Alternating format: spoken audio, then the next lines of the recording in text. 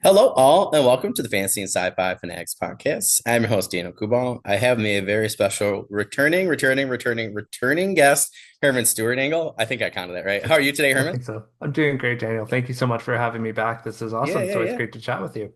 Yeah, anytime. I've been talking a lot about you lately, so I figured we'd have you back on. We've had a lot of people, talk about the Bartender Between Worlds on here this season. That's awesome. Yeah, which is cool. Or your Kickstarter, for book one. A couple people, we talked about, book two and stuff like that. So, even though, Cool. even though the greatest podcast in the multiverse has paused, we've still been referring to it a lot. So I hope your numbers are ticking up there still for the Appreciate referrals that. and stuff. So yeah, good stuff, good guess. But yeah, thank you so much for coming back. For our listeners and viewers who have not seen our, several episodes or crossover episodes together, can you tell us a little bit about your writing journey and kind of what's been going on lately? Yeah, you bet. So I guess just a quick overview of my writing journey. I've been writing, I started writing from a young age. I think the youngest Um, oldest story I remember writing was from grade two. And kind of wrote little short stories in that all through school. Always wanted to be a writer. Then kind of when I graduated, I thought that wasn't something that was a realistic goal, so I put that on the shelf. I think I wrote a couple more stories in college or whatever, and I actually went to university to for English. Started out I was going to be an English teacher, decided that I didn't like kids, so so I wasn't going to be a teacher after all. Um, so I got my BA degree in English, and then I quickly put that to good use and got a job at a bank. So nothing remotely near writing. Went through a couple of career changes. I became my own business owner. That fell through. Um, and writing had kind of been put to the side for a good whatever that was, 10, 15 years. Until I kind of, I'd been running my own business as a, web design company for a number of years and kind of got burnt out. Um, Ended up having, a lot of anxiety issues and decided that running my own business was just way too stressful. So I ended up working, with a friend, kind of doing the same thing in web design, but not managing the business part of it. Um, so took a lot off my plate. I ended up having normal working hours instead of, running business hours. Yeah. And I did that for, it didn't take me too long doing that. And I realized I had all this free time that I didn't have, for a good 5 or 6 years before that. Because, when I was working at the bank, I got up to management position. So I was working a lot of evenings there. Then when I started, running my own business, working a lot of evenings and weekends then. So like I filled up all of my time with work. No wonder I burnt out with that. Yeah. But after a few months of, kind of a break and only working, nine to five, so to speak, I realized I had some extra time. So I started running with some of my friends. It's a lot better for my mental health, I think. Um, and ended up running a marathon from, or a half marathon, I should say, from, I went from running 0 kilometers to 21 kilometers in the course of, 4 or 5 months. Um, and and this is a story I always tell, so your listeners have heard this before, but It's been a while. Sorry. so after had run the half marathon, I had a lot of people, coming up to me, congratulating me for crossing something off of my bucket list. And, I was like, thanks, but it's not really anything that was on my bucket list. I just kind of did it because my idiot friends convinced me to do it. And idiot me decided to say yes. So, but after a few people had said that to me over and over, I got to thinking, I was like, you know what? Um, this business thing didn't work out the way I'd hoped. People keep congratulating me for doing something on my bucket list. 40 wasn't too far in the future at that time. I'm like, you know what? I think it's time for me to do something that's actually on my bucket list, and that was to write a book. So I'm like, you know what? I put the effort in to do a marathon, which I didn't even want to do in the first place. It was just something I did. Um, I can surely put that much effort into doing something I've always wanted to do. So it was literally the next month after the marathon had happened, the half marathon had happened, that I, sat down and started putting together what would become my first novel, and that was Lies the Guardians Tell. And that so that was in 2019 when I started that process. Over the course of that next year. COVID happened. And so, was stuck inside quite a bit more. So I had a lot more time to kind of work on that. Um, and yeah, so December 2020, my first book was published. Um, Dystopia surprisingly didn't sell very well during COVID for some strange reason. Yeah. Um, so, It I was like wrote it a was few. like nonfiction, right? Yeah, right. Reference material. Yeah, it was, I mean, it wasn't illness-based dystopia, it was robot-based dystopia, but I wrote a few books in that series, kind of shifted to the prequel series to that. Um, then I wrote a three-book space opera series, which is still kind of just had a leg in dystopia. That one's not done yet. I'm still planning on finishing it.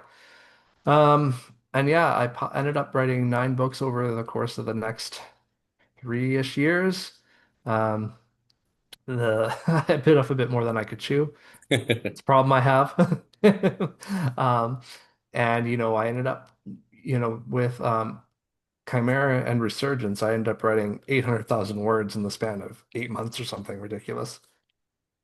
Published 3 books that year, and was just done. I was just completely tired. I had uploaded Resurgence in November of 2023, and I just needed a break. And I won't get too far into our next questions because that kind of ties in. So, um, but yeah, so that brings me to kind of where I am now. 11 books published and still going. So Yeah, it's awesome. It's yeah, so funny with like how many like authors now that that like talk about running and then deciding to write. Like I just yeah, did this thing, so I'm going to do this thing. So it's and like they all said the same thing to me. Like I didn't like the running, but I like writing. it's true. And then I always ask them like after they publish, like I'm like, are you still sure about that?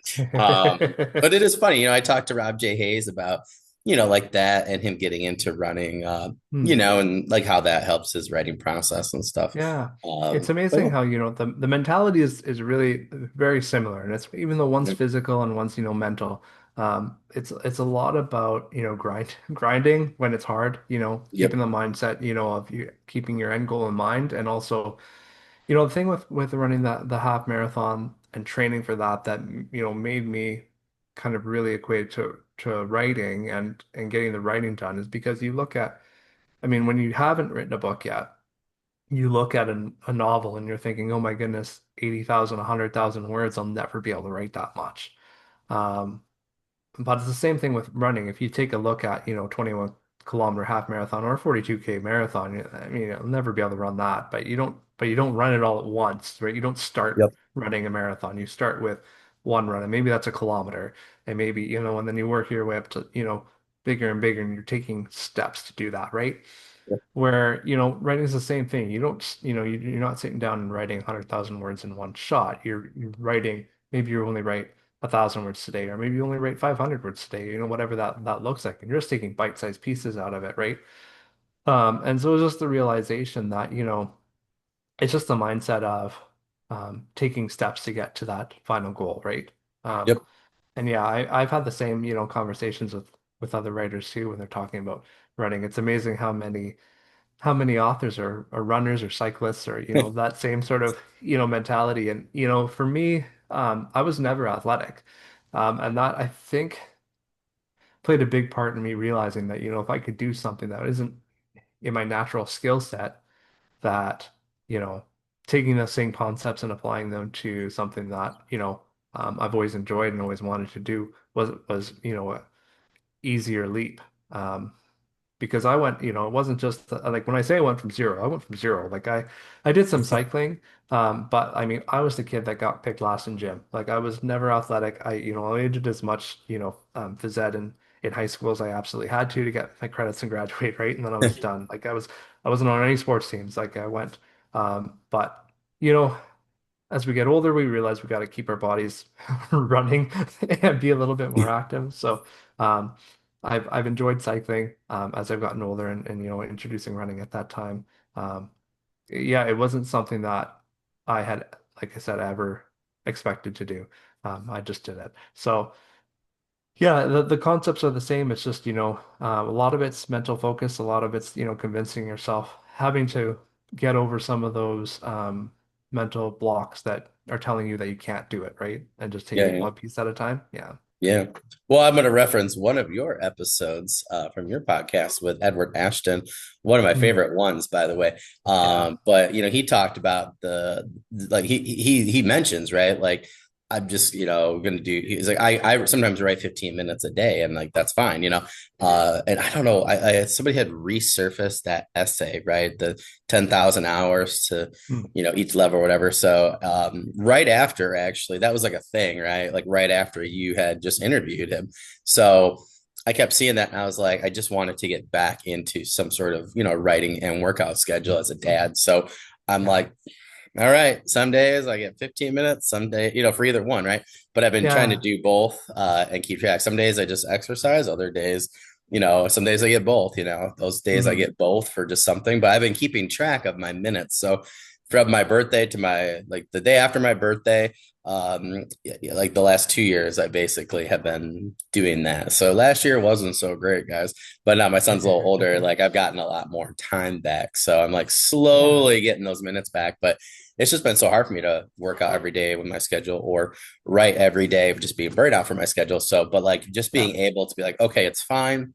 I do 100 hours from one birthday to the next, and for both sets. But it's like that to me has helped because like for writing, I'm like 75 hours right now out of 100 for the year, Wow. which doesn't seem great. But the year before, I did like I think 15. So that's a huge Right. leap. And like working Yeah. out, I'm No, it's at like massive. yeah, I'm at like 64, I think 65 hours That's this week. awesome. Yeah, like this year, sorry. So I'm Yeah. like really getting close. And the summer is usually when I can, regardless of my new crazy schedule or whatever, for summer, it's like it's still less time. So it's like I still get more Yeah. time back for both. So it's like I'm about to hit my peak of like I might actually, hit over this year, knock on wood, heaven Yeah. That's forbid. awesome. But it's because of you, listening to him talk on your podcast. I was just like, That's kind of fantastic. put together with what people are saying. I was like, oh yeah, like that. I don't know. That's what's motivated me recently, No, that's um, great. and And got I kept love me on that. track. So Yeah, I really love that because I mean, you don't have to like I mean a lot of writers and myself included, I mean, I've often thought, I'll have to sit down for a couple hours to, get into the groove. And sometimes I do just because of my distracted nature. I I end up yeah, wandering. But I mean, if you're able to sit down for a focused 15 minutes and get some words out, I mean, that's better than zero, right? Like you said, you went to that's 50 my from yeah, 15 that's to my mission is 75, right? better than zero. Um, so, th those little pieces they do add up, right? And I'm still working on that strategy for myself. I think I told Ed in that interview that if sometimes 20 minutes, like I'm just getting started by the time I've sat down for, Yep. it takes me that long for my brain to get going. Um, but hey, I mean, you can spend 15 minutes, scrolling TikTok, or you can scroll 15 minutes getting some words down. And even if you only get a paragraph down, it's one paragraph that you didn't have Yep. before, right? So, yeah. Yeah, yeah, yeah. Yep. Well, yeah, it was just it's crazy because like I remember like I was thinking like if someone like him, says that, like that was before the movie, I know he was in the movie process, right? Like he was Yeah, talking to yeah. the director, I think this was before the movie, but I just think it's so interesting. Like if I'm like if somebody like that, I remembered back to like Lindsay Baroker and Joe Lalo, like Mm. their podcast. They had a Oh, lot of people that used to say that, like I just 15 minutes a day or 20 minutes a day. Like Mark Timoney, hey Mark, like I talked to him, like he was talking about that on like the trolley and stuff.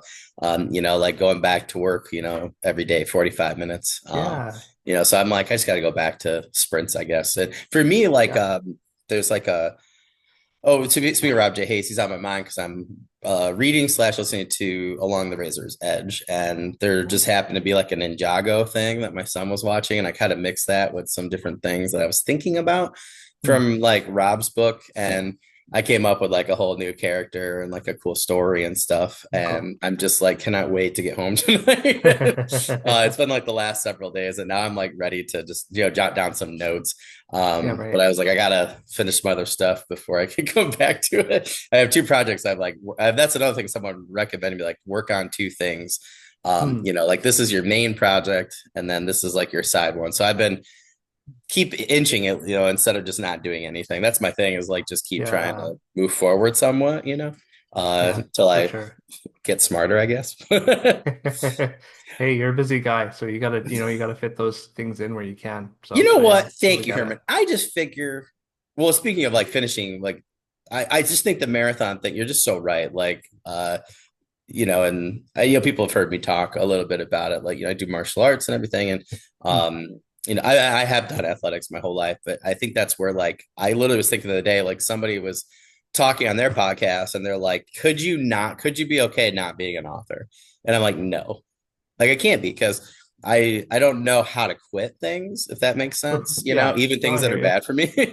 um, you. but like what you just said earlier, like I think like I have been through so much garbage and hell, and like that writing a book isn't that big of a deal. You know what I mean? Like I'm like I know I can do that. But I Yeah. like how you mentioned that, like the marathon, because that's like always my mindset. I'm like it sucks right Mhm. now being on fifth, Yeah. sixth draft for a little dinky novella, but you know, Yeah. like I know I can do it. Right? I've written, haven't published or finished the draft, but definitely wrote, whatever 80,000 words for a book, so I keep thinking like I Yeah. can easily finish and make a really good 28, whatever mine is, 28, 29,000 words. Mhm. So that's what I keep thinking though, but I had originally done that first one. I had some newer writers ask me like, what do you do? I'm like, I just slog through. I'm like, it is total garbage, that 80,000 words, but definitely learned a lot from it. Yeah, Definitely have to right. fix it a lot before, Yeah, and so yeah. that's what editing is all about, right? When you get that Yep. down on the page and then you can go back. But Yep. I often thought running, especially when I was training, and you get to a certain point and you're just like your body's like and your mind more than your body probably is like, Yep. you should just stop. You shouldn't keep doing this. But it's I remember thinking to myself, you know what? I'm already doing it. I just have to keep moving my legs and it like Yep. continue this momentum. And I mean, that's easier once you're into it than when you're first getting started because you're still like um, trying to find that equilibrium there. But yeah, I mean, with writing too, it's just, you know what? It's not that you don't know how to put words on the page. You just have to kind of keep putting the words on the page, even if they're garbage words, right? Like my running was never very fast or probably very pretty, but you you get it one step at a time, right? And Yep. um, yeah, writing is the same. Yeah, Um, yeah. There's you some just get days it I one just word at show a up to the time. gym. I know it's going to be garbage. Yeah, 2 yeah. Saturdays ago, I don't know what it was. My son didn't sleep well. I didn't sleep well. And I get there, my wife's like, "You okay?" She goes, "How long are you going to be there?" I was like, "An hour." I was like, "I want to come home right now." Like I just wasn't feeling Yeah. it, but I was still Yeah. there. I just did it. I got to get better at doing that with writing, if that makes sense. You know, Yeah. It's a lot of the same yeah, thing. It's, showing up is the hardest part, right? That's what they yeah, say yep, about, yep. working out, for any sort of workout, showing up is the hardest part. I think writing is the same way. It's, Oh, sitting down totally. at the desk and sitting down, with your Word document or Scrivener or whatever you use to write, it sometimes is harder than, sitting on Facebook for half an Yeah, hour yeah, or, yep, doing scrolling on the, the media circuit for yeah, whatever, watching the world fall apart. yeah, yeah. Well, you look at So, like Fletcher, right? Like Michael Fletcher, like he's still like Mike's writing like his 19th, like, I don't think he's published anything, but 19th book, right? In a notebook and then transferring it, it's wild that he does that, but that's his he's process, handwriting. right? Yeah, Yeah, my like friend Heather he Carson does that too. oh, okay, yeah, yeah. It amazes me, but Yep. I would never be able to read it after. That'd be my problem. I'm Yeah, I like, that's what I used to do, and then I'm like, this is garbage, and I, yeah, I ended but up just like doing it all on the computer after that, if that makes sense, on Scrivener or yeah, whatever, then just transferring it. So yeah, I always type better. It took me a long time to learn how to type a book, if that mm, makes sense, because I was so used to mhm. writing in notebooks and stuff. Okay, yeah, So I've done a lot of evolving. Like my friend and I talked about it recently, and he was like, dude, he's like, I just think like based off of the things like I do now, he's like, I think you just have evolved a lot. And he hmm really pointed out to me that like as a teacher, he's like, you would think that somebody, I guess I wasn't giving myself enough credit, if that makes sense, and he was just trying to point it out. And he's a sure, great teacher, so I was glad that he pointed out though, because he's like, yeah, you used to only write in your notebooks. He goes, and then you would try to transfer it and edit it or whatever, and you couldn't get that yeah, far because yeah, you were just, oh, this is garbage over, and just start over. And he's like, at least now you can actually, he's like, you're on your fifth edit. He's like, I'm so proud of you for, or yeah, he's like, for, for being able to, just to do that and to sustain. And I don't know, he gave me a huge ego boost, that's just awesome. like, That's really cool. just Yeah, developing and, in terms of techniques or methods or whatever. So I'm sure I've done a yeah. lot that didn't work, but I don't know. A I think lot of it's what it always is hard. is figuring out what works for you, right? Yeah, I mean, exactly. Yep. I've got friends that, like I said, handwrite. I've got friends that dictate, right? So they go for a walk with their dog for an hour and they end up speaking 2,000 words in an Yep. hour or whatever it is. And then the not translation. What's the word? Transcription programs are Okay. so good now, right? Like you see them, They're a I lot don't better. know if what you use, but with Riverside, it would transcribe my entire podcast episode, right? So that sort of thing, it'll just transcribe what you write automatically now. Um, so yeah, like, and for some people that just can't sit at the desk for an extra hour in a day, then maybe it's trying to dictate. For me, that's difficult. I struggle with it. The higher word counts that my friends who dictate get make me really want to get better at it. But Yeah. I do get inspired behind the keyboard though, so I have a hard time giving that up. Yeah. Well, so I tried that for a while. My friend said he's like I think you just because you've almost evolved too much. He's like he goes I think you have found things that work. He's like I think you should just And that's kind yeah, of you go got to with find what that. But works for ML you. Spencer I Yeah, know like talked about the dictating a lot and yeah, for several of her books based off of her some issues with mm, her wrists and stuff like that. So yeah. I was doing that for a while when I had my surgery. Okay, yeah, Yeah, like it was when I was in it, I was in it, like, but it definitely takes a hmm while to get used to. for sure. Because your It's brain like thinks It's a differently. Does different that make sense? connection. It Yeah, really yeah, is. yeah, yeah, It yeah. totally Yep. makes sense to me. I totally Yeah, get it. yeah, And I'm not a person, I mean, your day job, you talk a lot, but for my day job, I'm behind the desk anyway. So for me to make that transition from speaking, especially a story idea, it's a quite a shift because I am not used to doing that at all. yeah, yeah. So Yeah, it's very interesting to find what works and Mhm. what doesn't. But Yeah. um, well, that was a good segue. I like that. But in terms of this, actually, this is what made me think of that before this question because I was thinking of that too, of like, like why write a certain genre right now or not? So I have a particular, some particular goals in mind for my genres. But I was curious for our audience who maybe haven't been here before or haven't seen your books. What genre or genres do you currently write in and why? Yeah, so I mean, I kind of have a breadth of speculative fiction, like science fiction and fantasy. Those are kind of the genres that yeah, currently writing and will probably always write in, just because they are what I enjoy to read. So, I mean, I grew up on Star Trek: The Next Generation. Okay. Was, some of my earliest memories watching that with my dad. That's what kind of what I grew up on. And some of the other ones, Stargate and that sort of thing in there as well. But science fiction is really yeah, what I grew up on, what I grew up loving. And then kind of when I was 13, my brother-in-law lent me a copy of The Sword of Shannara. And that was kind of my introduction into the fantasy world. So from there, I started reading. I read the entire Shannara series. Then I started reading Wheel of Time, and a few other ones in there. Yeah, and I really love the fantastical story elements, both with science fiction and fantasy. Um, so my current books are, kind of a blend of science fiction and fantasy. Of course, my most recent series is a cozy fantasy novel. So, and even it has some elements of science fiction in it, but it's definitely more on the cozy or more on the fantasy side of things. I think I have to finish some of my science fiction series still, so I'm not done with that yet. But um, probably my next projects will mostly be fantasy. Um, Oh, cool. so yeah, multiple reasons for that. Fantasy seems to be selling better than science fiction. Yeah, it just Um, keeps going. They just keep flip-flopping, right? Like every it seems like 2.5, 3 years based off of just yeah. whatever the movies and TV shows and cycles are for whatever in terms of print or media. So Yeah, but I mean, I'll probably never be done with science fiction, either because, like I said, that's kind of where I started.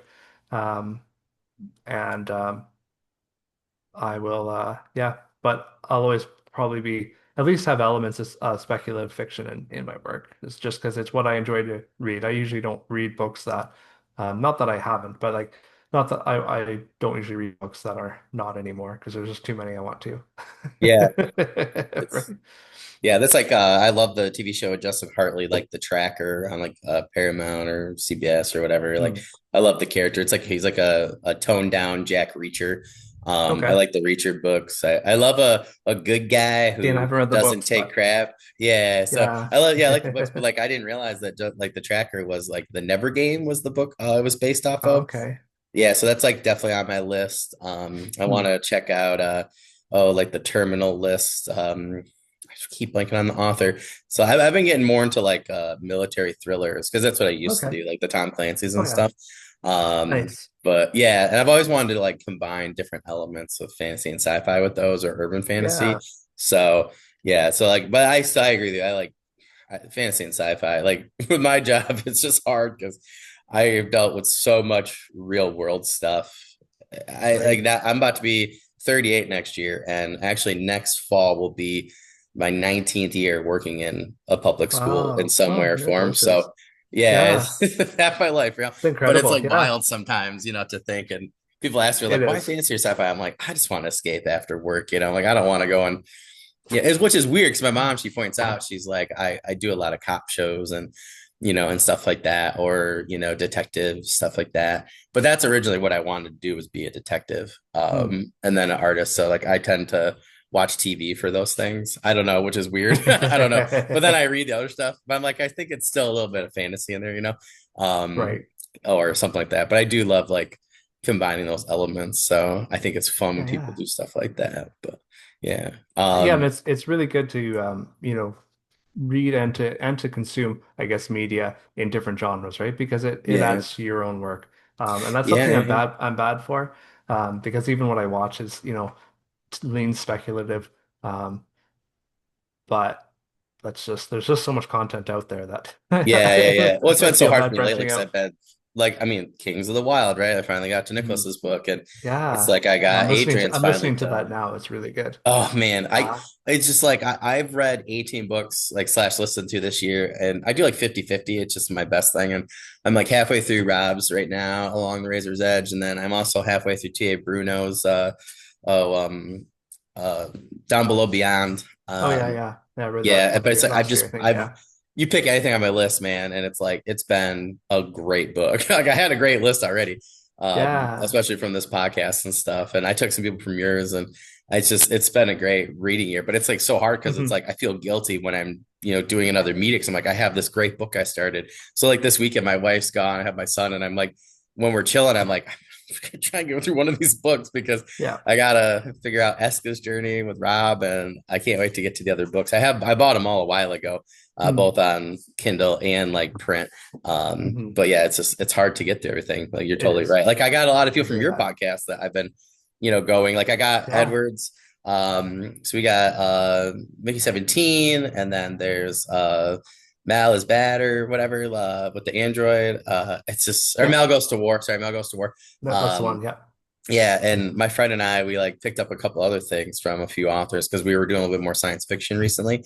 After we got done with Andy Ware's, that was Project Hail Mary. I absolutely that Oh, was that like one one's of my so favorite good. books. Yeah, it Yeah. was my favorite Me books too. ever. Yeah, Yeah. but it's like I nothing I've read has been bad. You know what I mean? So I just keep going from one to the other. And I had a bunch I started Yeah. like kinda, and I felt guilty because I was like, oh, I got to try and read more things on my reading list. But yeah, it's been a really good year. But Hmm. speaking of my reading list, so. The Bartender Between Worlds is on my Yeah. list, so I'm finally Awesome. getting there. So I have three books on my reading list, and then I'm on yours. So Cool. I'm really excited for that. But let's get to talking about your cozy fantasy because that's why we're Yeah, here sure. today. So what is your book, The Greatest Pub in the Multiverse, about, and how'd you come up with this idea? Yeah. So the greatest pub in the multiverse, I love for both those who covers. are watching, they look so good. Yeah, yeah, I yeah. mean, my Especially illustrator's side by so side. good. Yeah. Yeah, they look really good. Miblart, it was my cover designer, and they did a great job with their illustrated covers. So I'm really happy with that. But yeah, so the greatest pub in the multiverse, it actually, so it's the second book in the series, in the Greatest in the Multiverse series, and it's actually, they're both standalone books. Some character crossover between the two. Essentially, um, what the book is about is the main character James. His father recently has passed away, and he returns from living in Vancouver, British Columbia, to his hometown in Ireland, a small town in Ireland, fictional town, to help basically take care of things after his father had passed away. He doesn't want to return back. He left the town thinking he would never return. But he's kind of forced to come back to help deal with his father's estate and realizes that he's inherited the family pub, which somehow had never crossed his mind up to this point. He thought his sister would get it because his sister lived at home. But part of the the tradition of the pub has been that it's been passed on to the eldest male in the family, and he didn't think that his father would stick with that because they never got along, but he had. So, um, and he finds out that, he has to run the pub for 1 year before he can sell it, or neither him or his sister get the inheritance Oh, wow. attached to it. So he feels guilty, but he has, a life in Vancouver. But this all happens in the first couple chapters, so it's not really spoilers. But he loses his job over the phone, or at least he's a contract worker, so he loses some big contracts and he doesn't have any work. So he's like, well, I may as well stick around here, clean things up until I figure out what I'm going to do. In the meantime, him and his sister discover through various circumstances that there's a secret in the closet of this pub that they never realized existed. And there's a gateway essentially to a speakeasy. It's a second pub that exists in between time and space and is connected to a number of fantasy worlds. Cool. So this second pub, which has been closed since his mother died 10 years ago, basically um, when it's open, patrons from other fantasy worlds, dwarves and ogres and dragon riders and heroes and adventurers from other worlds come to this pub.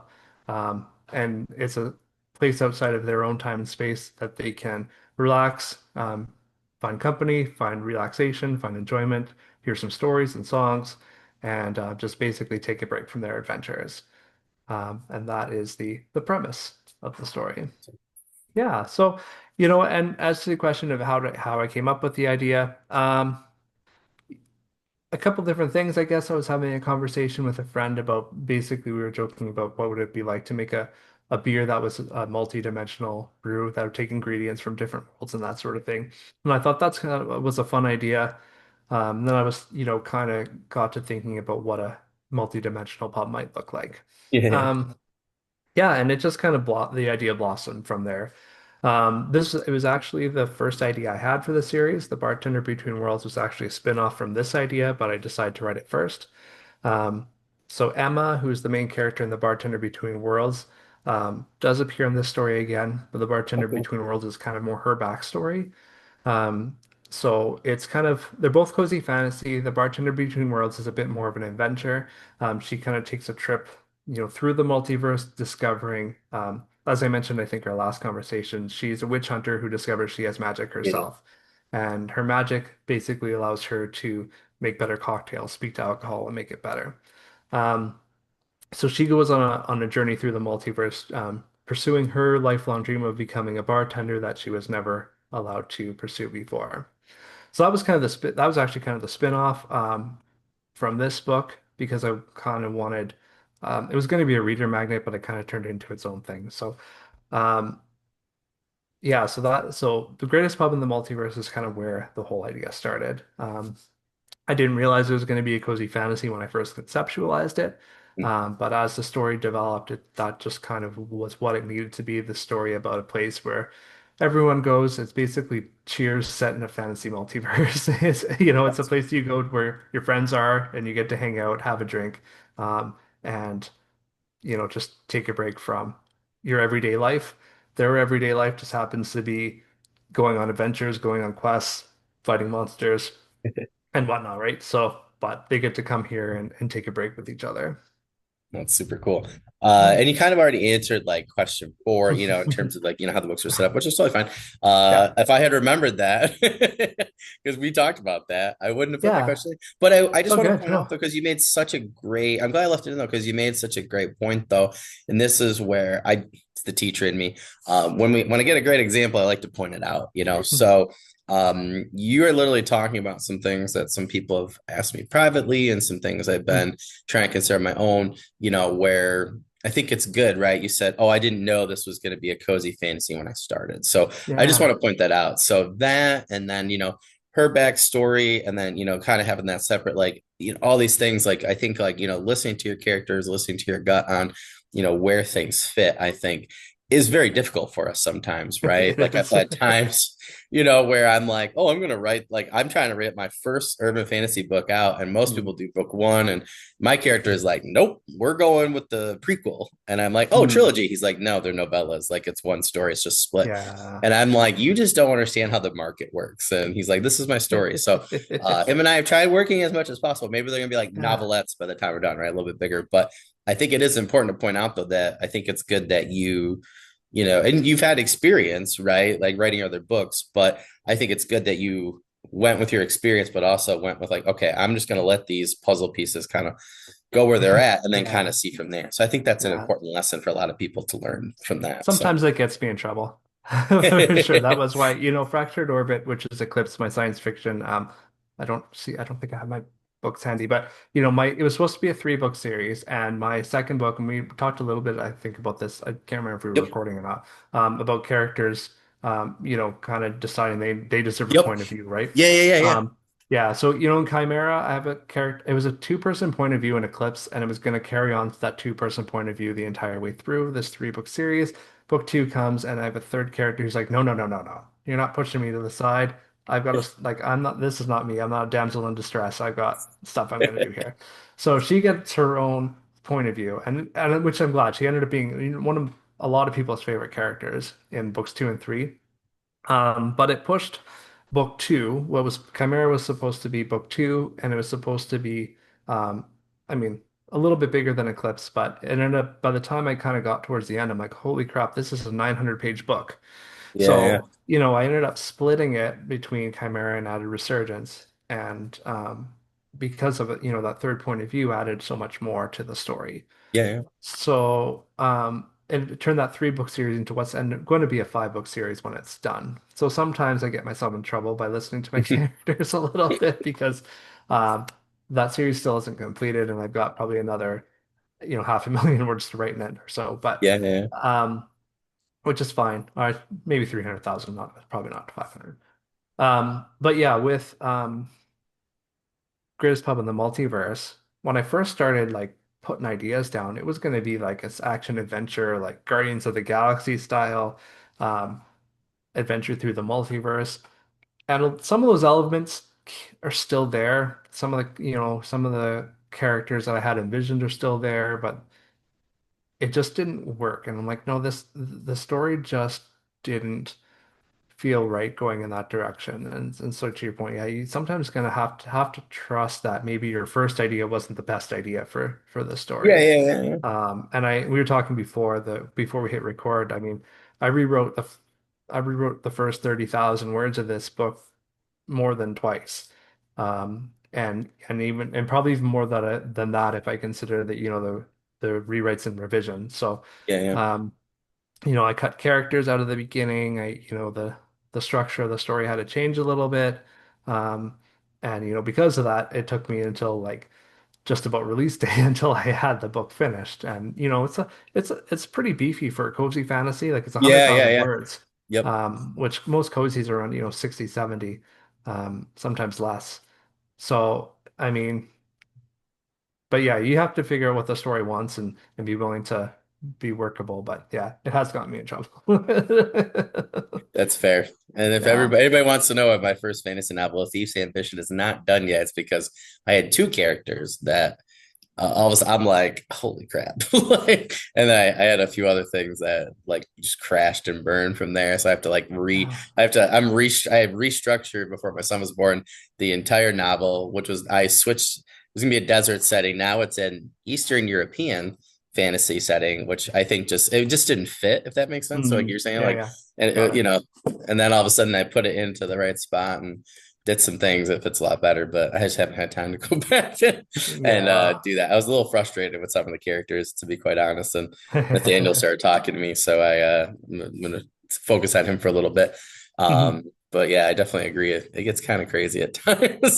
So it's true. That's another good lesson. Could get you in trouble. We're both in that boat. So I am curious though, like in terms of cozy fantasy, and I think I told you, like I had an idea and I was like, maybe this could be cozy fantasy. And I've been working on a little bit here and there on the back burner. But Mhm. I'm curious, like, how did you narrow down your focus, like within the genre? while still giving the audience like something new and unique. So I love this that Yeah. it's especially the greatest pub, and then like then with her backstory, like it was backstory like being there. I don't know. I like though that it's like all these people come here. Like you would think normally you're the adventurers, right? So I just think Mhm. you picked such a cool thing because the bartenders are always there, right? And I'm always like Right. wondering like what are they thinking or doing. So I just love that Yeah. you went with that. But I'm kind of curious, like how'd you narrow your Yeah. focus to kind of go in Yeah. that direction? Yeah, it wasn't easy. And probably part of the reason why it did take me so long to get this. Like this was probably the most difficult book I've written, just trying to get Interesting. that focus and pull it together. I'll start talking about the bartender between worlds first, just because I did write that one first. And I did find it difficult. The bartender between worlds isn't a typical cozy fantasy. It's not. Um, you're not coming to she's people aren't coming to the bar to see her. She's going on her own exploring journey essentially. It confused a lot of people. I think from the title they were expecting someone behind a bar making drinks, and it's really more her, like I said, her backstory. I think my title, I really love the title, and even though maybe it doesn't 100, it fits her persona, but it doesn't necessarily fit the story, and people didn't like it as much. But it's okay. I still like the story. I love the title. People love it too, but but anyway, so it's more of a journey where a lot of cozy fantasy is kind of the coffee shop, a tea house, a pub. um I wanted to be a little bit different, so it is more of a journey. Cozy fantasy is more about hope, and it's more about the good vibes and the found family and that sort of thing, more than going off to save the world. It's a personal journey. This is her personal journey of discovering who she was meant to be. So, she started out with this witch hunt as being a witch hunter. Her, I mean, she found out she was magic, so it kind of crashed everything she knew about who she was, for her entire life. So she goes on this journey kind of a self-discovery. Um, I did have some complaints in the reviews that it wasn't cozy enough for people. It wasn't, the cozy vibes that people were expecting, which is okay. I still think it's, fits in cozy fantasy, but there's a little bit more stakes than a lot of the cozy fantasies out there. I still, I have problems sometimes reading some cozy fantasies because I feel like there's not enough stakes. Yeah, I was You gonna say need like something to Stevens, happen, like right? they like Sword and Thistle. I felt like I don't know, like I haven't read the book yet, but like from what we talked about and what other people have said about it, I just felt like you guys were almost in like your own niche of cozy fantasy, and then you Mm, got Zach, right? Like ZS Diamante. Like I kind of feel like the yeah, genre is so new, right? Like that it's there expanding. is. If that makes Yeah, sense. I it personally is. think I'm Yeah. gonna really love it because I love Sword and Thistle. I felt Yeah, like there was I loved it yeah, it was too. right in the middle for me, if that makes sense, of Hmm. cozy and fantasy, and that's where I Yeah, want to be, if that makes sense. So, yeah, 100%. Yeah, it's funny. Yeah, Sword and Thistle, and I said this to Stephen too. I'm like, it's kind of like this amazing side quest. Like you're on a that's video game awesome. side Yeah, quest, right? Because it's really yeah, what it yeah. is. Bartender Between Worlds, probably closer to that. Um, when I got to Greatest Pub, I really made a conscious effort to pull back on some of the stakes and make it cozy. I really wanted it to fit the cozy vibe. So I call it a cozier story than The Bartender Between Worlds for sure. So if you're looking for that more typical cozy fantasy story, it fits closer to that. It's still not as um, light and fluffy as some of the cozy fantasies out there. Not that I have anything against them. I love a lot of that cozy fantasy because sometimes it's what you need to read. Yeah. Um, there's still stuff, I really wanted to focus on the world building, on the characters, and even though there's a lot of cozier elements in this story, it's probably still more on the, I wouldn't say there's high stakes in this one at all. Um, but just leading away from some of the fluffy vibes, but still being feel good vibes, right? Definitely want that feel good vibes with cozy fantasy. I really wanted this story to feel like coming home and discovering something magical, right? And um, James's story, who's one of the Emma is a point of view in the story as well, but James, who's the main protagonist, is really it's about him feeling stuck where he's at in life, um, coming home to a place he never wanted to be in the first place, and discovering that there's magic around him that he hadn't realized before. So it's really about discovering the magic beneath their noses, a lot of it. So, um, yeah, it was difficult for me to kind of keep it interesting while keeping it cozy for myself, and that probably is more just my speaks to my personal taste than anything, because I didn't want to go so far into the cozy that I think at one point I had told my wife while I was writing, I'm like, feels like there's just a bunch of stuff happening. Like I needed some sort of arc that I just had felt was missing tying it together. And that's kind of why it took me a couple goes at the rewrites because I wanted to find that unifying arc that kind of pulled it together. I didn't want it just to be slice of life. I wanted that overarching theme to really come through in the story.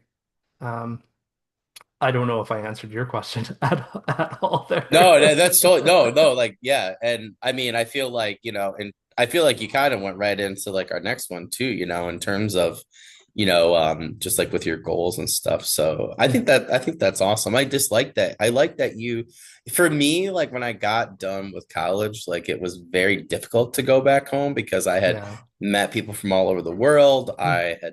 I just I went back home for a little while to save money, and I just was like, and my parents were great, like don't get me wrong, but Mhm. I was so unhappy because I was just so ready to go, and I was having Yeah. trouble, getting hired for a teaching job and stuff, and I struggled for a bit, so I don't Hmm. know, to me like that theme, right, of and I had trouble finding like kind of like the magic that was like around me, and Yeah.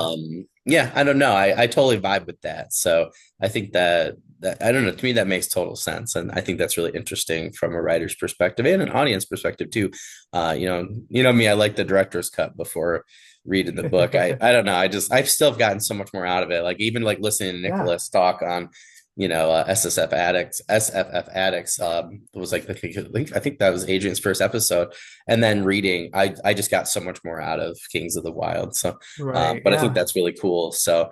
But I think those are great themes. I have to ask this because we're running out of time, but I just want to make sure. Yeah. I am so curious. What is your favorite drink within the greatest pub in the multiverse and why?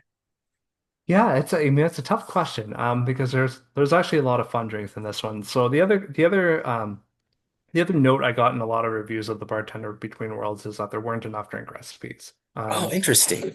Yeah, because I mean, I had put three in there. It's not a long book, so I put three different recipes. I didn't want to interrupt the flow too much of it, so I'm Yeah, like, yeah, yeah, okay, yeah. you know what? I'm gonna I ended up putting nine books or nine recipes in the greatest pub in the Oh, that's multiverse. cool. And it makes sense. They're in the pub setting for the most part, so they have Yeah, more yeah, yeah. more of a chance to make some of these drinks. So, um, my favorite drinks that I put in there, it's called the Tioga's Refuge, and it's basically it's a variation of a mezcal mule, which Oh, is a okay. Moscow mule with mezcal and Yeah, yeah. sort of rum, and it's basically mezcal, ginger beer, simple syrup, and I'm forgetting an ingredient, something else. It's a little spicy. It's a really um, nice drink. I really Yeah, enjoyed yeah, it. yeah. It's something, I kind of put together a few different ideas and came up with this, but I really enjoyed it. It's something different than what I would have normally made. I've learned a lot of different mixology things I creating was this because jealous. You were doing quite a bit with the last yeah. Kickstarter. Yeah. Yeah, yeah, because it's not something, I enjoy. I mean, obviously I enjoy going out for a drink, but I've never really made a lot of my own. I kind of would keep it like I'm more of a like whiskey on the rocks kind of, kind of Mm. guy. So exploring some of these different combinations has been a fun experience for me. Yeah, yeah, yeah. I Yeah. just love. I used to be a bartender, and like even before Oh that, like yeah. I was one that I always make our drinks. Like people like, oh, I'm gonna bring whatever's in my fridge. Dan's gonna make it taste good, and like I Awesome. don't know. My Yeah. wife's always doing that. She's like, oh yeah, here, like people are coming over. Can you do this? And I don't know. I find it Really fun. cool. So that's Yeah. why I just connected to with like bartender between worlds. I'm excited for her character, Emma's character, and I don't know. I'm just Yeah. excited to see kind of like, her backstory and stuff because I have my own backstory, so No, as a that's really bartender. cool. So yeah, I Yeah, think that's that's really awesome. cool. Like I said, I want to make sure we got enough time here. I know we're wrapping up on Yeah. time. But do you have any other news, updates, current projects, anything like that you can share with us? I know you're always doing stuff. So Yeah, there's always stuff on the go. Yeah, I'm wrapping up my last Kickstarter here, getting all the pieces together. the next book that I'm working on now, it's called Flower and Forge, and it's the third book in this cozy fantasy series. It's a little bit different than the first two. Um, it's not drink based, it's baking based, as you Oh, might be able to cool. guess from the title. So Cool. it's two of the characters from the greatest pub on the multiverse. It's kind of their backstory. So I've kind of worked it in that I've got, this, I've set up a number of different ecosystems that I can kind Yeah, of yeah, tap yeah. into now That's for awesome. future stories. Yeah. So some of them are going to come out as, short stories. I'm also working on a short story collection. Kind of like what C.S. Diamante has with his Mm. Stone and Sky series. He's Oh, got the yep. short story collection of Yeah, yeah, his yeah. side characters. I'm kind of gonna have something like that come out in. Oh, that's I'm cool. hoping this. I'm hoping this year it's gonna be a reader magnet. It's gonna, probably be a free collection of short stories as well, and it's just gonna be probably. I'm working. I'm playing around with a few ideas, but it's probably gonna be six short stories Oh, um, so, based on some of these characters that you meet in the pub. So you get to meet them in the pub, and then you get to learn a little bit more about them in these short stories. Some will get probably longer stories in the future, but those are the two things. Yeah, a little bit different, but yeah, same universe. So I'm keeping it, saying it's still in the same series, and it's a lot of fun. I'm in the kind of planning stages right now, and it's going to be fun. It's going to be more of that side quest that we were talking about because I yeah, yeah, really, yeah. when I read Sword and Thistle, I really loved that concept. To me, it was It just was so brilliant. cool. I mean, I don't play a ton of video games, but I love playing Zelda, like Tears of the Kingdom, Breath of the Oh, yeah. Wild. And some of those side quests you go on are just as entertaining as the main quest, Yeah, yeah, right? yeah, yeah. Yep. So it's going to be something along those lines. And again, it's going to be basically it's a baker and a dwarven warrior, and those are the two main characters. And it's yeah, still a Portal fantasy, but it's going to be fun. Awesome. We already sold one, so Awesome. we'll see what we can get. Yeah, You had they me are at up for Forge, they but are up for yeah, they are up for pre-order already. So if oh, listeners, sweet. if Oh, that's that's interesting, good to yeah, know. Awesome. yeah. You knew I was getting paid next month with my summer check, didn't you? That's okay. That's okay. I love me some dwarves. They're just like I just dwarven warriors, anything involving them. I just Gimli is like Yeah, my favorite. No offense to Aragorn or Legolas, but yeah, that's had fun. me sold there right from Forge. Well, I just want to remind everybody that all of Herman's book and social links, podcast link can be found in the description anywhere where you're watching or listening to this interview. So please make sure like Herman said, his podcast is paused, but I do have to say, I reference it a lot.